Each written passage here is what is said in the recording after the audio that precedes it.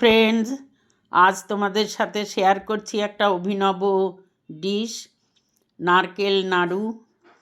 এই দেখো কি সুন্দর নারকেল নাড়ু বানিয়েছে আমার ওই দিদি।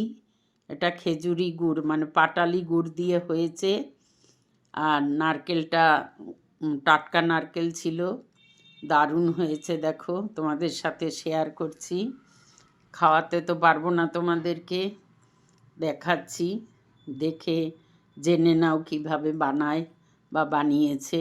নারকেলটা কুড়িয়ে গুড় দিয়ে মেখে রেখেছিল প্রায় আধা ঘন্টা, তারপরে কড়াইতে দিয়ে আঁচ কমিয়ে নাড়াচাড়া করে পাক হয়েছে, তারপরে নামিয়ে নাড়ু পাকিয়েছে।